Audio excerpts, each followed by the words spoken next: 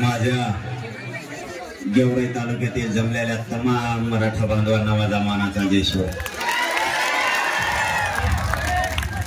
गेवराईची मात्र कमालच नसते प्रत्येक वेळेस. 8 दिवस झाले सरकार गेवराईकडे बघ आणि गेवराईत अशी लाट उसळती कधी पण की पुरा महाराष्ट्र गेवराईमुळे कामाला लागतो. आजही पुन्हा एकदा या गेवराई तालुक्यातल्या मराठ्यांना पाऊस असतानाही एकजूट दाखवली. त्याबद्दल तुमचं खरोखर मनापासून कौतुक. आपला संघर्ष मराठा आरक्षणासाठी आणि घोंगडी बैठक, या घोंगडी बैठकीचा शुभारंभ गेवराई तालुक्यातून होतोय. गेवराई तालुक्यापासून पुन्हा एकदा या घोंगडी बैठकीला मराठा आरक्षणासाठी ही घोंगडी बैठक आहे. हिचा शुभारंभ आजपासून सुरू झाला. ही झंझावात महाराष्ट्रातल्या प्रत्येक तालुक्यात आता घोंगडी बैठक होणार आहे. मराठा तालुक्यातला ताकदीनं मराठा समाजाला आरक्षण मिळावं म्हणून एकजूट राहणार आहे. कोणी काही करू दे, मराठा कोणालाच रोखत नाही.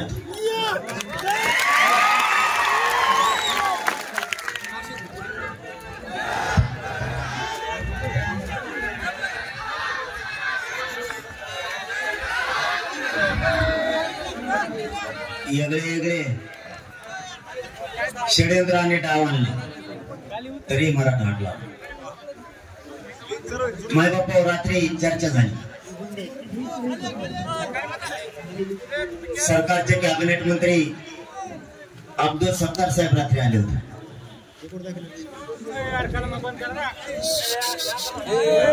रात्री आरक्षणावरती आणि शेतकऱ्याच्या प्रश्नावरती चर्चा झाली. त्यांनी खूप हात खोल घालून बघितलं.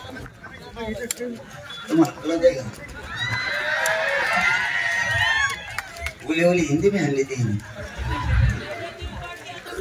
पण शेवटी ते बाहेर आले. ते म्हणले याला ओळखीनं कठीणच आहे. मी त्याला साधं सांगितलं, माझ्या जातीच्या आणि माझ्या जातीच्या लेकरातल्या डोळ्यातले मी अश्रू नाही बघू शकत.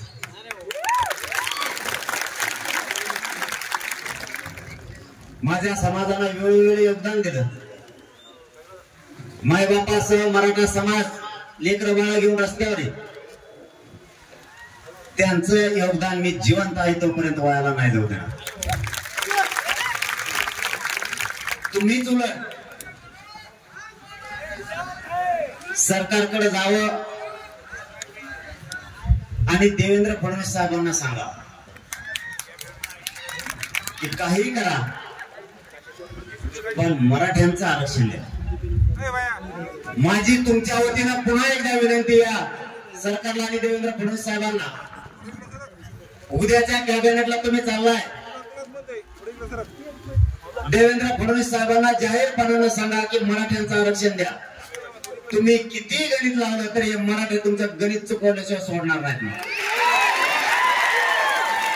मला आणि माझ्या समाजाला राजकारणात नाही जायचं.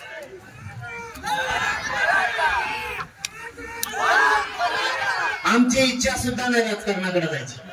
रात्रीची झालेली चर्चा मी तुमच्या पुढे नाही मांडू, तो मांडू कोणापुढे. मला माझ्या समाजाला राजकारणात नाही जायचं. देवेंद्र फडणवीस साहेबांना तुम्ही सांगा आमचं आरक्षण द्या. आणि त्यांना जाहीर सांगितलं, तुम्ही नाही दिलं तर तुमचे 113 आमदार पाडल्याशिवाय मी गप्प बसणार नाही.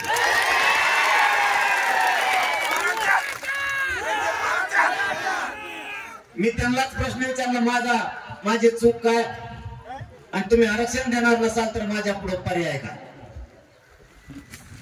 आरक्षण देणारा केंद्र सत्ता आहे आणि तुम्ही ते आरक्षण देणार नसेल तर ते सत्तेवरती कब्जा मराठ्यांना करावाच लागणार. माझा नाविलाज आणि माझा समाज आता ऐकत पण नाही. आरक्षण घेतलं, ते आरक्षण सरकारनं दिलं तर समाज ऐकतो, नाही तर नाही ऐकत. सरळ आणि स्पष्ट सांगितलं आणि एकदम सोपं आहे. मी गॅजेट पण आणले घरी. गॅजेट पुढे 3ही गॅजेट उपलब्ध झाले का? हैदराबादचं गॅजेट पण, सातारा संस्थांचं पण आणि बॉम्बे गव्हर्नमेंटचं पण, 3ही आणले. 3ही मराठा बोलली. आणि जो कोण एक जण म्हणतो मला आरक्षण नको, मला मराठा म्हणून राहायचंय, त्या गॅजेट मध्ये त्याचं नाव आहे. पुरावाच आणलाय नाही, इंग्रजांनी लिहिलेला, मी नाही लिहिला. आता काय करतो म्हणून, आता करतो काय, ते इंग्लिश मध्ये होतं म्हणलं वाचून दाखव मला 2-3 बार आणखी. त्याने 3दा वाचून दाखवलं, त्याच निघालं. म्हणलं काय अनुस्वार काय हाय का मध्ये, ते बघा काही कोमा मध्ये लागला तेवढं बघा. गॅजेट आणणारा म्हणजे नाही बाबा, कोमा आणि टिंब नाही, त्याच नाव. आता काय करतो, माझ्या मराठा समाजाचं कल्याण होत असताना तुम्हाला का दिसत नाही, तुम्ही का बघत नाही? आमचं म्हणण्याचा भागच एवढा आहे, तुम्ही घेऊ नका. तुम्हाला नाही घ्यायचं तुम्ही घेऊ नका. माझ्या गोरगरीब मराठ्यांना तुम्ही विरोध करू नका. आणि तसं पाहिलं तर यांना आरक्षणाची गरज पण नाही, आणि ज्याला आरक्षणाची गरज नाही तोच नेमका मराठा आरक्षणाला विरोध करतो. यांच्या म्हणण्यावरती आपलं जीवन नाही चालणार, यांच्या म्हणण्यावरती आपलं जीवन चालणार नाही, म्हणून आपल्याला आरक्षण पाहिजे. आणि त्यांना रात्रीही मी पुरावे तसे दिले. आणि दुसरा विषय त्यांच्यापाशी मांडला की माझा शेतकरी प्रचंड अडचणीत सापडला. शेतकऱ्यांना सरसकट नुकसान भरपाई द्यायची, अर्धवट फिरधवट नाही.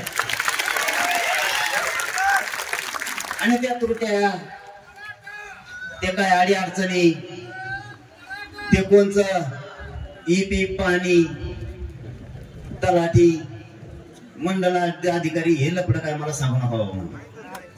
ते येत आहे 11 वाजता, तलाठी उठवतोय 12 वाजता, त्याला गावात येतो वाजते 2, त्याच्या गोळ्याचा टाइम होतोय,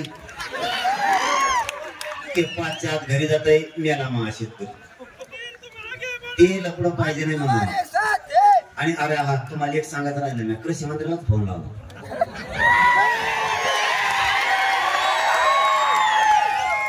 म्हणला भाऊ मी काय गावा फोन लावत नाही बा, पण मग शेतकरी अडचणीत आला, खातं नेमकं तुमच्याकडे, तेवढ्या खप पैसे देऊन टाका. ते म्हणे सरसकट द्यायचे. आणि गेला बोलू, आणि माझ्या सगळी एकदा बोललं की वाजलंच. आता सरसकट म्हणल्यामुळं सरसकटच दे नाही, कारण शब्द काय मी दिलेला नाही, शब्द दिला कृषी मंत्र्यांनी, आणि मग सरसकट द्यायचं आता कृषी मंत्र्यांनी, नाही तर भाऊ सांगणं आपल्या संघाई. आपल्याला एक शब्द द्यायचा नाही, विचार करून द्यायचा, आणि एकदा दिला की मी मागे लागल्याशिवाय राहत नाही. कृषी मंत्री चांगला आहे, उगाच विरोध नका करू, लय बेस्ट माणूस. अरे खरं सांगतो मला, तुम्ही का माणूस काय. आता समजा त्यांना मी 8 दिवस म्हणलं, ते 10 दिवस म्हणले, आणि समजा ते दिले, चांगलाच आहे ना. नाही दिल्यावर मग बघू, नाही दिल्यावर ठीक आहे. मी देवेंद्र फडणवीस साहेबांना सुद्धा रात्री फोन लावला होता, पण ते कामात होते, त्यांनी उचलला नाही, परत आला 4-5 मिनिटांनी लगेच आला. त्यांनाही सांगून टाकलं उद्याच्या कॅबिनेट मध्ये शेतकऱ्यांचा प्रश्न मार्गी काढायचा, कारण बांधावर मी गेलो. मायबापा इतकी बेकार परिस्थिती आहे. अरे बाप, त्या बोत आणि वाईच्या परभणी जिल्ह्यातल्या आम्ही एका गावात गेलो. पुन्हा लागा लागलं का, आणि आपल्याला काहीच लागत नाही म्हणून ते कदरले. आपल्याला ऊन लागाना, पाऊस लागाना, ते मध्ये ते नेमके कशाचे पोलादाचे तयार झालेले आहेत का काय, मराठ्याचे पोट्टे लय व्यापार आहेत. रात्री भाई बी म्हणले किधर बी जाऊ लय मोठे लोक दिखते मला कवा बी जाऊ म्हणले नुसती गर्दीच गर्दी मेरे आयुष्य में 44 वर्ष में मैंने पहले देखा महिन्याला शेण घाललं तर रात्री 3 घंटे पण चांगला माणूस आहे तो म्हणला मी सगळंच करतो त्यांना गेल्यावर आणि करू शकतो ते माझ्यासारखंच आहे ते बी कचा हक्कच बोलवतो मीडिया बघत नाही भाषण तर काय ठोकीन त्याचा भरोसाच नाही आणि तसलेच पाहिजे ते त्याशिवाय विसरणार नाही होत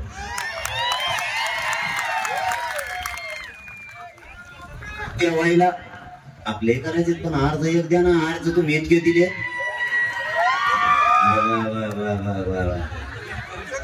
आपले करायचे पण तुम्ही अर्ज इतके दिले मग डोकंच बंद पडलं नुसते अर्जाचीच लाईन आहे वसंत अंतरवाली भयानक अर्ज आलेत काय ना दे राव तुम्हाला राजकारणाचं बेकार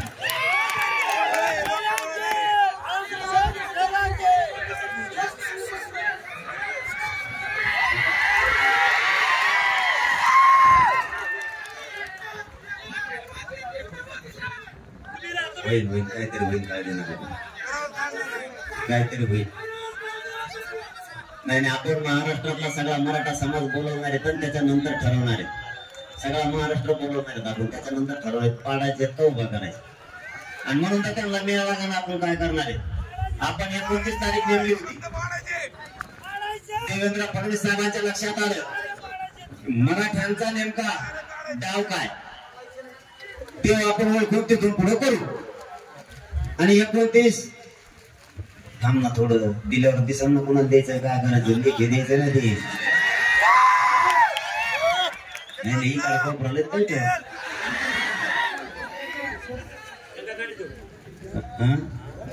कोण देतो होता आता हा सांग नाही हो दे हा मोठे सांग जाऊ दे हा जेवण मोठ्याने म्हणा मोठ्याने आवडत होता मला आता गावात म्हटलं का मग आवाज येणार मला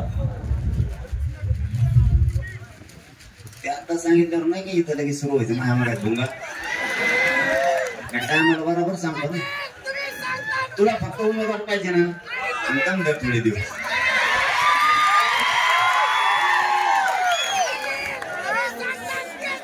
एकोणतीस तारखेला आपण निर्णय घ्यायचा ठरवलं पाडायचे का उभा करायचे त्यावरती देवेंद्र फडणवीसांनी अंदाजा घेतला मराठी नेमके काय करणार आहेत आता गेम सांगतोय दोघांच्या मध्ये कसा आहे आपण जर उभा करायचं म्हणलं भाजप खुश होते बरोबर काय यायची ते म्हणजे आपल्या बरोबर मधून निवडून येते आणि आपण उभा नाही करायचं म्हणलं की महाविकास आघाडी यश येतात आपले पुरे पुढे ते काय बघा यांचा कार्यक्रम पुरा या दोन्हीच्या दुऱ्या मराठ्याच्या जवळ कोणाच्या टॅकाना यांचा असा डाव होता 29 तारखेला आपण काय निर्णय घेतो त्याच्यावरती रणनीती आखायची आणि त्यांनी 29 ला आपला निर्णय होण्याच्या ऐवजी त्यांनी डिसेंबर मध्ये निवडणुका टाकल्या त्यांनी डिसेंबर मध्ये टाकल्या फडणवीस साहेब गेले दिल्लीला काय करायला गेले ते मला माहित ते तिकडे होते तेवढ्यात मी इकडे म्हणलं 29 तारीख आमची रद्द पुढे ढकलली त्याला गेमच कळाला नाही मराठ्याचा आला माघारी काय करी दिल्ली राहिली सगळंच राहिलं यांना वेळेवर काय हातोडा मारायचा ना ते योग्य दिशेने मारा तुम्हाला माहिती आहे ना 1 वर्ष झालं मी फक्त तुमच्यासाठी काम करतोय एकही निर्णय चुकून दिलेला नाही पुढचाही चुकून देणार नाही उगा पण करा तुम्ही आपण काय नाव टाकणार आहे काही कळू द्यायचं नाही दोघांचे बी गणित चुकले पाहिजे ती वेळ आली तर मिळत नाही लागला पाहिजे आपण काय करतो सगळ्यांची इच्छा जी असेल ती बैठक घेऊन आपण ठरवू काल मी बोथ आणि वाईच्या परभणी जिल्ह्यातल्या गावात काही नाही राहिलं त्या गावात शेकडो गाव शेतकऱ्यांचे पिकासह वाहून गेले एक जणाच्या आम्ही घरात गेलो होतो मला वाटतं आंबे वडगाव काय वडगाव त्या गावाचं नाव होतं 159 घरात काहीच नाही राहिलं भांडे भासणं सुद्धा वाहून गेले शेळ्या जनावर सुद्धा वाहून गेले मग तुम्ही यांना मदत नाही करणार तर मदत करणार कुणाला आज संकटात आहे माझा शेतकरी त्याच्या हातात तोंडाला आलेला घास घ्या खिशात जेवढे काय पैसे होते ते सगळे शेतीत लावले, एकही रुपया त्याच्या जवळ आज राहिला नाही. आणि हे संकट पावसाचं एवढं मोठं भरायलं की त्याचे प्रचंड नुकसान झालं. आज त्याला मदतीची गरज आहे. मी सांगताना काम फडणवीस साहेब, सत्तार साहेबांनी, कृषी मंत्री साहेबांना सांगितलं, जर शेतकऱ्यांचं 1 लाख नुकसान झालं असलं त्याला 5,000 द्यायचे नाही, लाखच द्यायचे. एखाद्या शेतकऱ्यात जर 20,000 नुकसान झालं तर त्याला 500 रुपये नाही द्यायचे, 20च द्यायचे.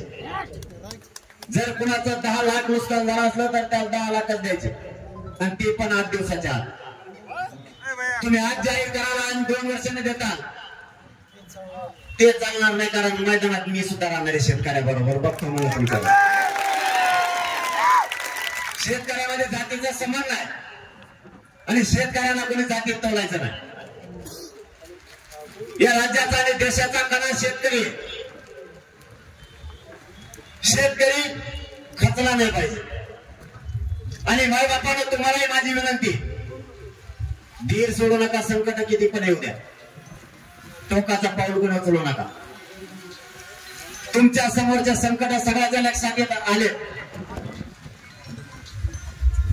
सगळ्या संकटाचा सामना आता तुम्हाला करायचा. तुमचे लेकरं तुमच्या डोळ्यासमोर दिसतात, कर्ज दिसतंय, गेलेला पीकही तुमच्या डोळ्यासमोर आहे. पण तुम्ही धीर सोडू नका. तुम्हाला हात जोडून माझी विनंती. तुमची तुमच्या कुटुंबाला गरज आहे, या राज्याला सुद्धा गरज आहे. नंतर कोणीही कामाला येत नाही. कोणी कोणाकडं वेळ होऊन गेल्यावर डुकू सुद्धा नाही बघत. म्हणून तुम्हाला हात जोडून विनंती आहे, नुकसान झालं असलं तरी धीर धरा. यांनी नाही दिलं तर यांच्या छाताडावर बसून आपण घेऊ, पण यांना सुट्टी नाही. सगळा शेतकरी राज्यातला राष्ट्रभाव भागू.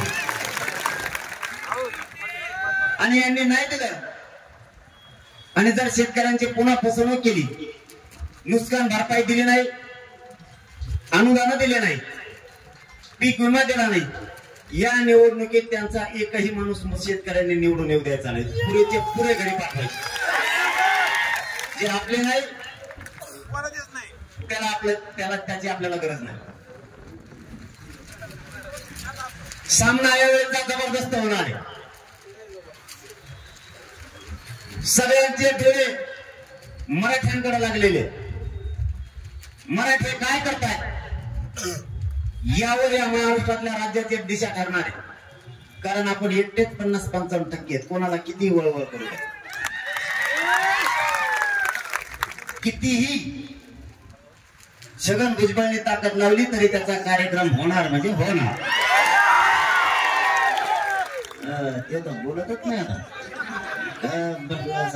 त्याला वाटलं गप बसलं निवडून येईल तरी पण नाही. तिथं सगळ्या पक्षातले मराठी एक झाले. ते म्हणते जाऊ द्या आता एवढ्या वेळेस एक जण याला घालवायचं. रात्री सुद्धा त्यांचे माझे आमदार आले होते. काय नाव होतं का मध्ये, नाव लई चित्रराव तिकडे.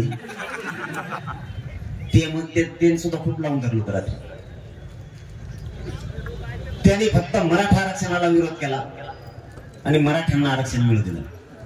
माझा एकच सवाल आहे तुम्हाला या भोंगडी बैठकीच्या निमित्त, ज्यांनी ज्यांनी आरक्षण घेतले आणि त्यांचा समाज आणि त्यांचे लेकरं मोठे झाले, त्यावेळेस मराठ्यांचा कधीच पोट दुखलं नाही. ज्यावेळेस त्यांना मराठ्यांनी निवडून दिलं त्यावेळेस त्यांच्या डोक्यावर गुलाल टाकायला मराठा होता आणि नाचायला सुद्धा मराठा होता. आमचा कधीच तुमच्याविषयी पोट दुखलं नाही. तुमची जात आणि तुमच्या जातीचे लेकर अधिकारी बनले. तुम्ही तुमच्या जातीला आरक्षण दिलं त्यावेळेस आमच्या डोळ्याला आम्ही ते बघितलं. आम्ही कधीच तुम्हाला दिलेल्या आरक्षणाला विरोध नाही केला. तुम्ही कोणतंही आंदोलन न करता आरक्षण घेतलं. कोणती समिती नसताना आरक्षण घेतलं आणि नोकऱ्यात गेला. आमच्या मराठ्यांना कधीच वाईट वाटलं नाही. मराठी 42 वर्षापासून रस्त्यावरती आम्ही आमच्या संघर्ष करून आरक्षण मागतोय. आमच्या लेकरांचे बलिदान गेले. करोडच्या संख्येनं मराठा रस्त्यावरती. त्याचबरोबर आमच्या हक्काचं हे आरक्षण तरी तुम्ही मिळू देत नाही. तुमचं पोट दुखण्याचं कारण काय? आम्ही तुमचं आरक्षण मागतच नाहीये. तुम्हाला आता आरक्षण मिळालंय 90 आणि 1967ला. त्याची आमच्या डोळ्यात एकटा आमच्याच लोकांनी दिलंय. आमचं 1884 पासूनच आहे. तुम्ही मराठा आरक्षणाला विरोध करणारे कोण? का तुम्हाला आमचे लेकर मोठे होऊ दे वाटत नाही? हा संघर्ष गोरगरीब मराठ्यांच्या लेकरासाठी. आज सकाळी PSI झालेला मुलगा आपल्याकडं अंतर्वालीत आला होता. त्याच्या चेहऱ्यावरचा आनंद बघण्यासारखा होता. माय बापावर लेकर या आरक्षणामुळे अधिकारी बनायला लागले. मी परवा पुण्याहून येताना अंबानेरमध्ये एक मुलगा आणि एक मुलगी रस्त्यावरती भेटली. दोघंही MBBS ला लागले आरक्षणाच्या जोरावरती. हे स्वप्न आपल्याला बघायचे. आपल्याला एक अधिकारी झालेले. राजकारणाचं जास्त वेळ लागू देऊ नका. आपलं स्वप्न आहे मराठ्यांचे लेकर अधिकारी झाले पाहिजे. जास्तीचा आनंद तुमचे लेकर अधिकारी झाल्यावर तुम्ही आनंद व्यक्त करा. तुम्हाला अशा खोड्या लागल्या. तुम्ही म्हणतात नेत्याला निवडून आणायला तुम्ही, डीजे लावायला तुम्ही, त्याला टकोऱ्यावर घेऊन नाचायला तुम्हीच, आणि गुलाला टाकीचा तुम्हीच. काय मोठे पण वाटत बरं तुम्हाला त्याचं? या मराठ्यांनी आनंद कोणता व्यक्त करा माहितीये का? तुमचं लेकरू कुठंतरी एखाद्या केंद्रावरती परीक्षा देण्यासाठी गेलं आणि तिकडे ते अधिकारी बनलाय. मराठ्यांचा पोरगा अधिकारी बनलाय आणि गावात वार्ता पसरली. गावातले लोक त्याच्या मायबापा शेतात काम करतात तिकडे गेले. अधिकारी झालेल्या मराठ्यांच्या पोराच्या आईला आणि बापाला मराठ्यांच्या लोकांनी खांद्यावरती उतरून आणलं. गावात डीजे लावला, त्याच्या अंगावरती गुलाब टाकला आणि डीजे समोर गाव नाचत राहिलं. ते आनंद तुमच्या आयुष्यातला सगळ्यात मोठा आनंद असणार आहे. हा आनंद व्यक्त करायचा मराठ्यांनी शिका. आता आपला समाज आरक्षणात गेलाय आणि छगन भुजबळच काय त्याच्या 17 पिढ्या आल्या तरी मराठ्यांना ओबीसी आरक्षणात जाण्यापासून कोणी तुला शकत नाही. तुम्ही फक्त तुमची एकजूट फुटू देऊ नका.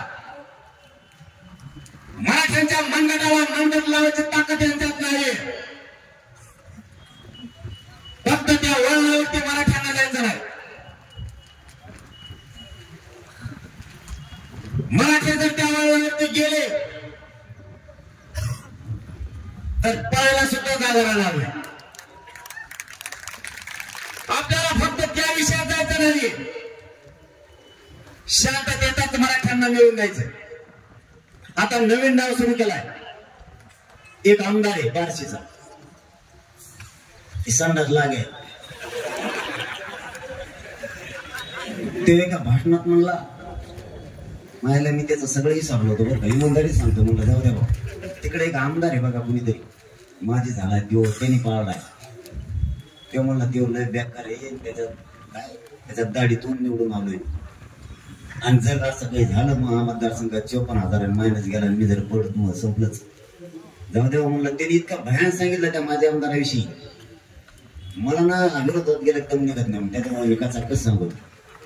ते म्हणे त्यांनी इतकं बेजार केलेलं आहे, तेवढं एक मोठा सावकार आहे, अमकाचे तमकाचे लय घराने केलं, लय त्रास देतो म्हणला. ते त्याला म्हणलं त्रास देतो म्हणल्यावर त्याच्याविषयी जरा राग होता आमच्या मनात. जाहीर सांगतो मीडियाच्या समोर आणि गेवराईच्या मराठ्यांच्या साक्षीनं सांगतो, थोडा माझ्या मनातला त्याच्याविषयीची नाराजी कमी झाली होती. 100% सांगतो मी तुम्हाला. पण एका भाषणात ते बोलता बोलता बोललं बघा. ह्या 8 दिवसात त्याला मी 5-6 आमदाराला देवेंद्र फडणवीस साहेबांकडे पाठवलं. म्हणलं बाबा मला काय राजकारणात जायचं नाही, माझ्या समाजाला जायचं नाही, आमचा आरक्षणाचा विषय ओबीसी आरक्षणाचा तेवढं द्या, त्याला जाऊन सांगा. आणि जर ते तुमचंच ऐकत नसता मग माझ्याकडे डबल येऊ नका बा, आमचे आमदार पडणे कमी सगळं सांगितलं. ते गेले, माझ्याकडे माघारी आले नाही. 23 दिवस झाले. ते आलं आणि त्याच्या मतदारसंघात गेलं आणि भाषण करायला लागलं. भाषणात म्हणते मनोज दादानी महाविकास आघाडीकडून लिहून घ्यावा आरक्षण देते का. अरे ते देणार नाहीत म्हणून तो तिला पाठवलं होतं ना, आणि तो म्हणतो त्याच्याकडून लिहून घ्या. मला एक सांगा, आपल्या गावचा सरपंच आहे, सरपंच असल्यावर आपण खड्डे बोजायचं काम, रस्ता करायचं काम सरपंचालाच सांगतो का पडलेल्याला सांगतो माझे सरपंचाला? आणि मग सरकारलाच मागत असते. त्याला एवढं नाही, त्याचे बरेच प्रश्न येतात, त्याच्या मतदारसंघात जाऊनच मी त्याच्या प्रश्नाची उत्तर देतो. हे गेवरातून जाहीर सांगतो. बार्शीचे लोक जर ऐकत असले ना, त्यांनी जरा उद्या जर ते अंतर्वल बरं होईल, जरा घोडे बैठक बार्शीत टाकायची, त्याला जरा उत्तर द्यायचं मला सगळे. त्याचे जेवढे प्रश्न येतं त्या आमदाराची त्यांनी त्याच्या भाषणातून विचारलेले, त्याला उत्तर जरा समोरच देतो. इकडून देऊन उपयोगच नाही, कारण त्याच्या मनातलं आम्ही सगळं सोडलं होतं की जरा जाऊ द्या, चूक ही प्रत्येकाची होती. पण ते देवेंद्र फडणवीसांची भाषा बोलायला लागला. माघारी आल्या त्याची स्वतःची भाषा बोलत होता, त्यावेळेस त्याच्याविषयी आमच्या मनात माया येत होती. पण ते आता मराठ्यांच्या विरोधात बोलायला लागले. माय बाप तुम्हाला सांगतो, या असल्या अवलादींनी मराठा एक येऊ दिला नाही. मराठ्यांचे पसरलेला अवलाद येत नाही, ज्यांना आरक्षणाची गरज नाही त्यांनीच आतापर्यंत मराठा एक येऊ दिलेला नाही. हे आपल्या बेरजे धरूच नका, कारण हे जर अशा काड्या करत असले, तिकडूनच बोलत असले, प्रश्न सरकारचा, आरक्षण देण्याच्या हातात सरकारच्या. सध्या राज्यकर्ते जमात म्हणून सरकार भाजपा सरकारचं नेतृत्व करत आहे. विधानसभा अस्तित्वात असताना मुख्यमंत्र्यांचं काम आहे जनतेचे प्रश्न जाणून घेणं. पण तुम्ही जर मंत्रिमंडळाला उपमुख्यमंत्री काम करून देणार नसाल तर बाकीच्या मंत्र्यांनी आणि आमदारांनी काम करायचं कसं? देवेंद्र फडणवीसांनी मराठ्यांना दिलेले शब्द पूर्ण केले पाहिजे. सगळ्या शहरांचा अध्यादेश मी नाही काढला, सगळ्या शहरांची अधिसूचना मी नाही काढली. 2012च्या कायद्यात दुरुस्ती करायचं ठरवलं तुम्ही, राज्यपालांच्या सह्या आणल्या तुम्ही, विशेष अधिवेशन बोलवून ठराव केलाय तुम्ही. हा कधी मागवण्याचं काम हे तुम्हीच केलं. आणि आता सगळ्या सोयीची अंमलबजावणी करण्याऐवजी तुम्ही आमच्याच मराठ्यांचे आमदार आमच्या विरोधात घालायला लागले. यांनी किती विरोध केला तरी माझा गोरगरीब मराठा मागे सरकारणार नाही. जर यांनी या देवेंद्र फडणवीस साहेबांनी जर असं मराठ्यात फूट पाडायचा प्रयत्न केला तर मराठ्यांना तुम्हाला जाहीर सांगतो, यांचे 113 राज्यातले मराठी आमदार पाडू शकतात. मराठे ते पुरेचे पुरे पाडल्याशिवाय काही बसायचं नाही, कारण आपला जीव आरक्षणात आहे आणि यांचा जीव खुर्ची दे. खोटे नाटे प्रश्न आम्हाला नका विचार. महाविकास आघाडीला बोलायची जबाबदारी तुमची आहे, आमची नाही. दोघांनी एकमेकांच्या समोर बसून बैठका घेऊन आरक्षणाच्या बाबतची तडजोड करायची भूमिका तुमची आहे. जनता म्हणून ती आमची नाहीये. तुम्ही आम्हाला प्रश्न विचारू शकता कसे? मराठ्यांना ओबीसीतून आरक्षण मिळत आहे. ओबीसीच्या यादी क्रमांकावरती 83 क्रमांकाला कुणबी आहे. कुणबी आणि मराठा एकाचे याचाच आधार येऊ सुशील कुमार शिंदे सरकारनं मराठा आणि कुणबी एकाच एका 2004 ला जे काढलाय. मग मराठा आणि कुणबी एकाचे ही जर अध्यादेश त्यांनी काढलाय तर कुठला तरी आधार असल्याशिवाय काढलेला नाही. अतिशय तुम्ही रद्द केला. मराठा कुंडीत असताना कुंडीत आरक्षण दिलं नाही आणि ज्या जाती ओबीसी आरक्षणातच नव्हत्या त्या जाती तुम्ही आरक्षणामध्ये घातल्या. काही जातींचा निकषच पूर्ण होत नाही तरीही तुम्ही त्यांना ओबीसी आरक्षणात घातलं आणि तरी तुम्हाला विरोध नाही केला. आमचं हैदराबादचं गॅजेट आत्ताही अस्तित्वात आहे. बॉम्बे गव्हर्नमेंटचं सुद्धा आहे आणि सातारा संस्थांचा सुद्धा तरी तुम्ही घेतला आहे. त्र्यंबकेश्वर संस्थांच्या 22 फुलं आम्ही स्वतः तुम्हाला पुरावे म्हणून सापडून दिल्या.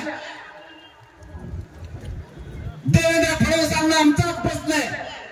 तुमच्या आमदाराच्या माध्यमातून आम्हाला काय प्रश्न विचारायला लावता?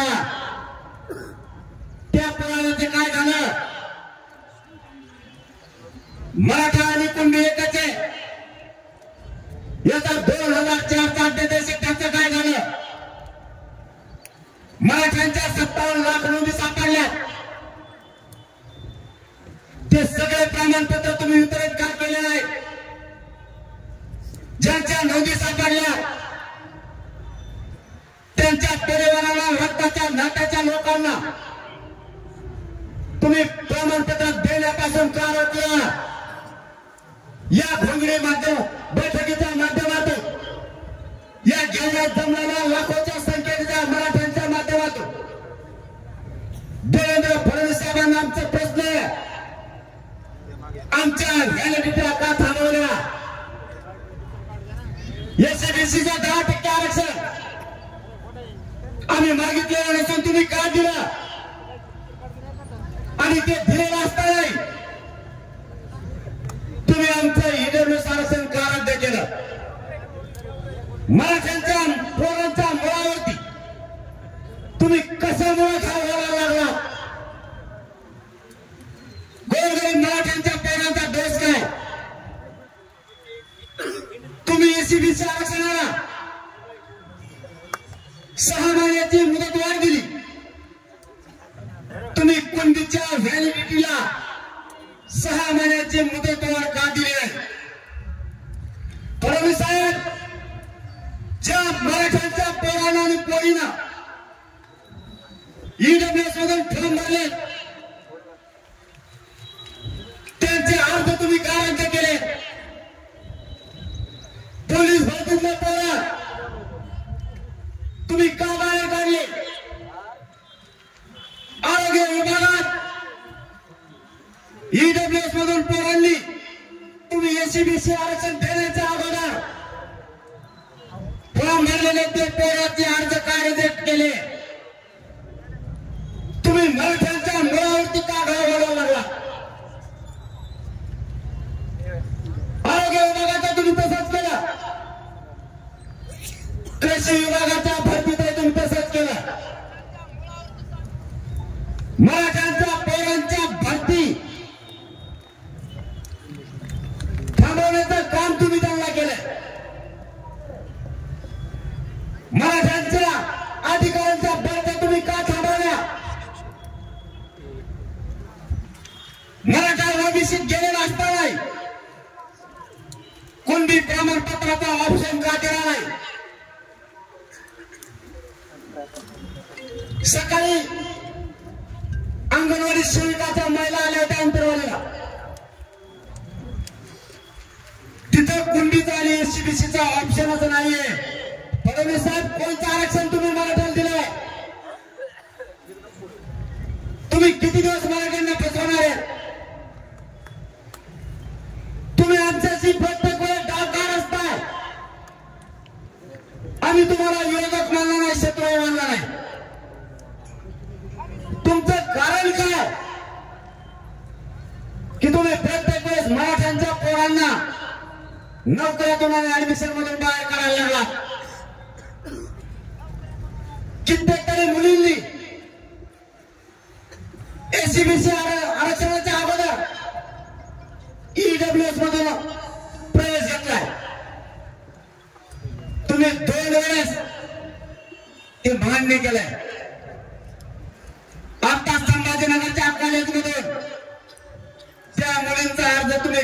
केले, त्या लेकरांची काय चूक आहे?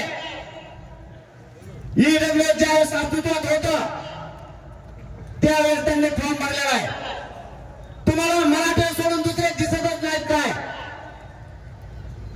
मराठ्यांच्या पोरांवरती अन्याय का म्हणून करताय तुम्ही? तुम्हाला असं सिद्ध करायचंय का फडणवीस साहेब? ईडब्ल्यूएस मराठ्यांच्या फायद्याचं होतं हे दाखवण्यासाठी एससीबीसीतून फॉर्म भरणारे पोरं सुद्धा तुम्ही बाहेर काढायला लागला. इतका अन्यायकारी तुम्ही वागू नका. मराठ्यांच्या पोराने तुमचं काही केलेलं नाही. तुम्ही किती डाव चालवणार आमच्यावरती? तुम्ही प्रत्येक वेळेस फक्त आणि फक्त मराठ्यांना फसवायला लागला. तुम्ही कितीही अन्याय केला आणि खोट्या योजना आणल्या. आता मराठा मात्र तुमच्या पाठीशी उभा नाही राहिला. तुम्ही काहीही करा. मराठ्यांना आणि या महाराष्ट्रातल्या जनतेला लाडेगुडी लावण्यासाठी त्यांनी आता एक नवीन योजना आणली, लाडकी बहीण. चांगली योजना, काय अडचण आहे का?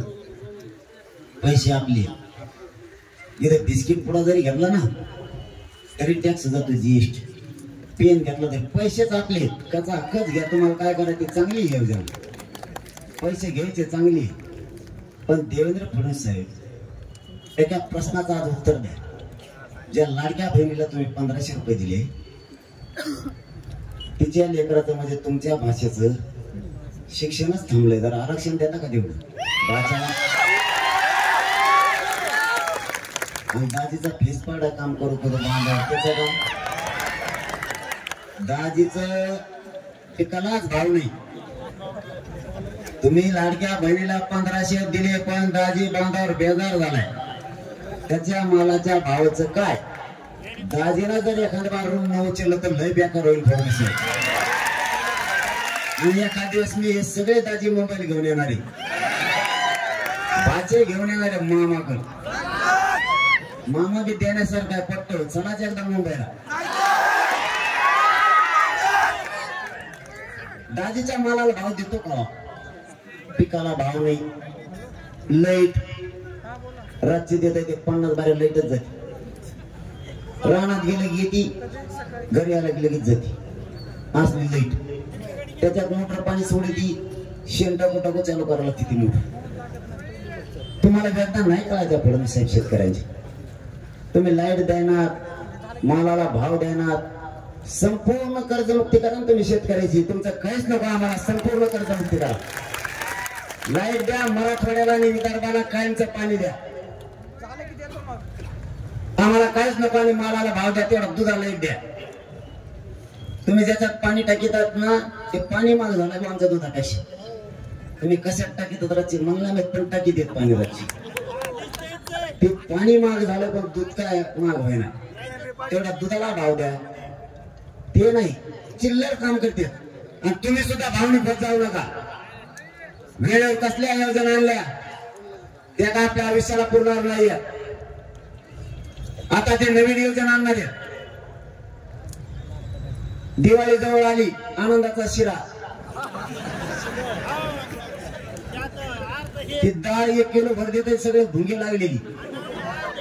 तिला किती पाण्यात टाका, 15 दिवसांनी मावशीला पाण्यात हात टाकलं तरी तसेच डाळ बाहेर येते. ते तेलाचा एक पुडा वाकडा तिकडा झालेला, पण फकाट तेल ती.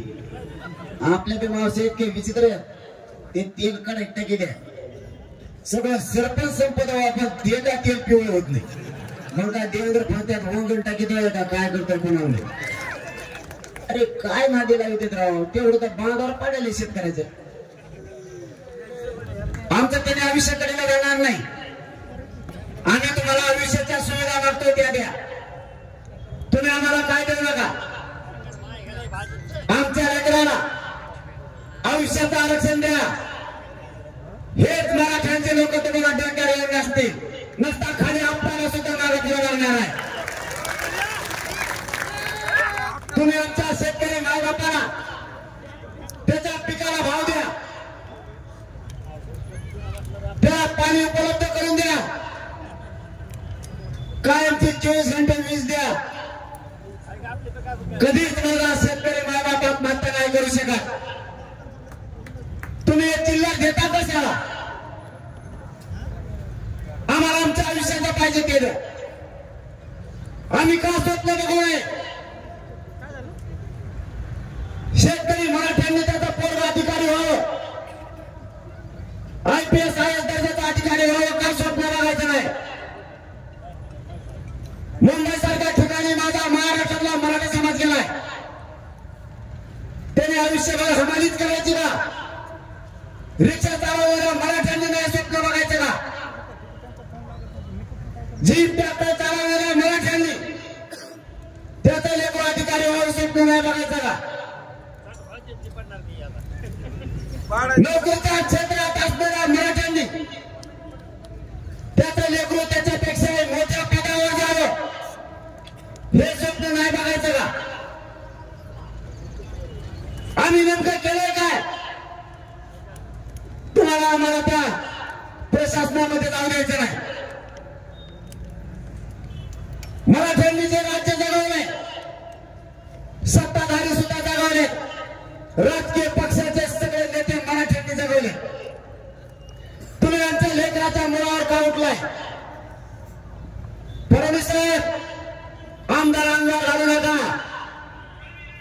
तुम्हाला जाहीर सांगतो, तुम्हाला मागात पडाल. मराठ्यांच्या नादाला लागू नका. सगळं भाजपाने तुमचा आमदार संपल्याशिवाय मराठी गप्प बसायचे नाही. तुम्ही आमचा रोष आणि राग वाढू नका. आणखी आमच्या अवकाशावर आम्ही उतरलो नाही. हे मराठी मला दम खाऊ देत नाही. मी याला शांत राहास म्हणून सांगतोय. एकदा जर हे बिथरले तर राज्यात सभा घ्यायच्या सुद्धा मुश्किल होते. तुम्हाला सभा घ्यायच्या सुद्धा. तुम्ही नकाला दादाला लागून मराठ्यांच्या. आम्ही तुम्हाला धमकी देत नाही. मराठ्यांच्या नाते लागलेला मराठ्यांनी पूर्ण संपवलेला आहे. तुम्ही आमची कसलीच कदर करत नाही. आरक्षण असलेल्या इंटरनेट तुम्हीच घातलं. न टिकणाऱ्या इंटरनेट आरक्षण दिलं. तुम्हाला सांगतो, निवडणुका झाल्या की ते आरक्षण होणारच म्हणून समजा. कारण ते 50% वरती गेले. कायदा सांगतोय 50% आता आरक्षण दिलं पाहिजे. कायदा आणखीन एक सांगतो, जी जात ओबीसी आरक्षणात घालायची ती मागास सिद्ध असली पाहिजे.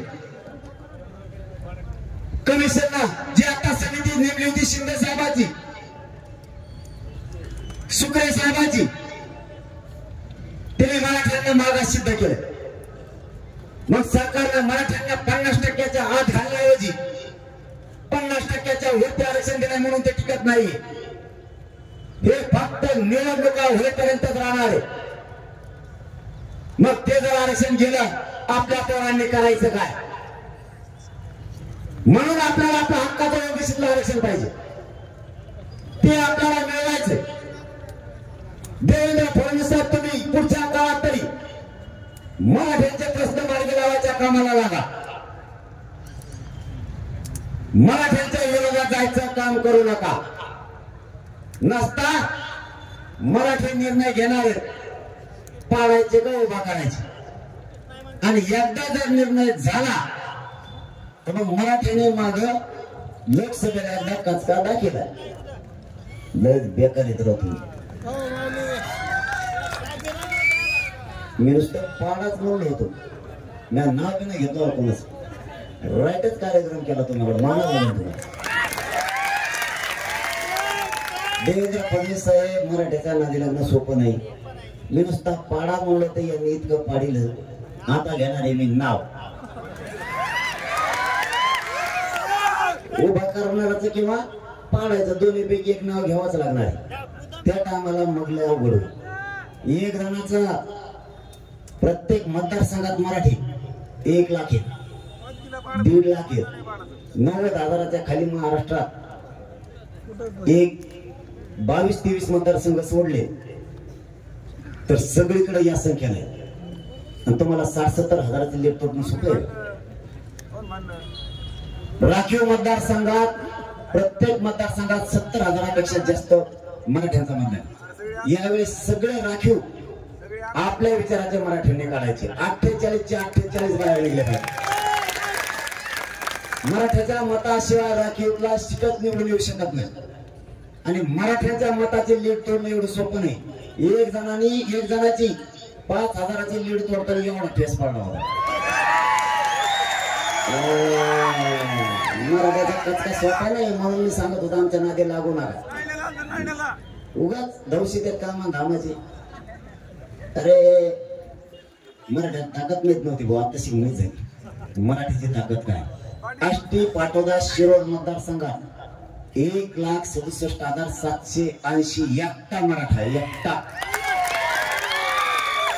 काय बरोबरी करायला निघाला तरी आमची कसली एकदाकडे उभे देत मग बुलबुल करते.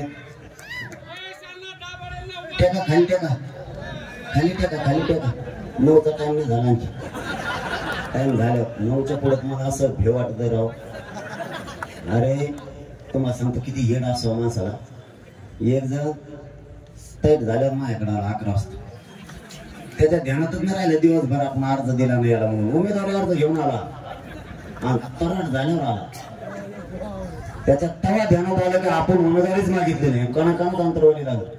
ते फाईल घेऊन यायचा आवाज तिथं दुसरीच घेऊन आला आणि मला फाईल दिली. मी म्हणलं भाऊ ही फाईल नाही ती मला नीट वाचायची होती चिठी. आता माझे लागत आहे ते मला ऐकताना लट टप्पू होत होती. जाता म्हणलं तुम्ही ऐकता ना तुम्हाला खरंच पाय पडून सांगतो मी.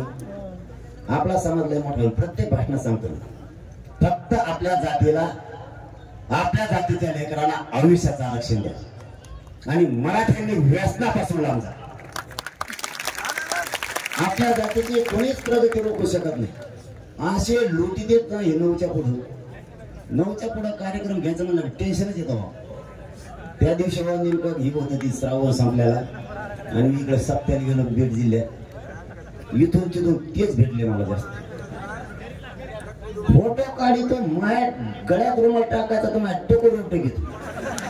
मग तोंड दिसना तरी तेव्हा तो माझ्याकडे तोंड करून बरा तो पुढून झाकेला मला तो ऐकून तोंड करून कसं बरोबर मी सांगायला. त्या टायमाला ते नसतंय धोरणात नाही ऐकवतो. गाडी पुढे जमत नाही ते कोणाच ऐकत नाही. तुम्हाला संग्रहात तुम्हाला जर फोटो काढत असला नाही माझ्या संग्रहात तुम्ही 8 दिवस जे याच्यातले बरेच जण राहतात त्यांना माहिती कसं काच काय. तेच उलट 9च्या पुढे गाडीला शेल्फ मारतात आणि त्यांच्या घरी येते. नको म्हणते ह्या टायमात लय अवघड. असे पायावर पाय देतात कचा कच आणि मला शादी देत परत. तुम्ही फक्त दारू सोडा सुधारले जातात. लोकांनी स्वप्न बघितलं माझ्या मराठ्यानं. मराठ्याला कधीच मांडीला मांडी लावून बसू द्यायचं. आपल्या विनाकारण पिढ्याला पिढ्या वाद लावत राहील. आपण 1 घंटा झाला बोलत होतो. एक बी मराठ्यात हल्ला नाही होता. तसे जरूर येणेच आपल्याला सरकार कदरलं गाव. ते म्हणते हे हलत नाहीत जात नाहीत. 9 वाजत रात्री भाई बी म्हणत होते 70 भाई सुद्धा. ते म्हणले म्हणे इतक्या बार द्या 12-12 घंट्यावर बरं ठेवलं होतं. मुला जायतात 12-12 घंटे नाही. कारण ते स्तुती करत होते. मी काय त्याला आडवं नाही बोलत. तो चांगला माणूस आहे खरं. निर्भीड पाहिजे रे माणूस. तेव्हा तुमचा ते पण निर्भीड आहे. तेव्हा तुम्ही पहिल्यांदा बघितला असा तो मुसलमान को मागे आरक्षण मला हा मागे. ते म्हणलं मग माहीत ते सातच आहे आहे तर मग माहिती पुढे इतर पुढे हाट्या म्हणलं म्हणजे ते म्हणलं तू पाड म्हणलं आम्ही पाड्या म्हणलं मग इथून पुढे पाड्या पाडायच्या का कुठे बंद द्यावं म्हणला. ते म्हणजे कुठे बंद द्यावं हटायचंच नाही. म्हणजे माईक हटल्याच नाही का वा. मरको एकदा हिंदी शिकवा म्हणलं. ते मला मेरीच बिघडी. आता तुम्हाला बोलता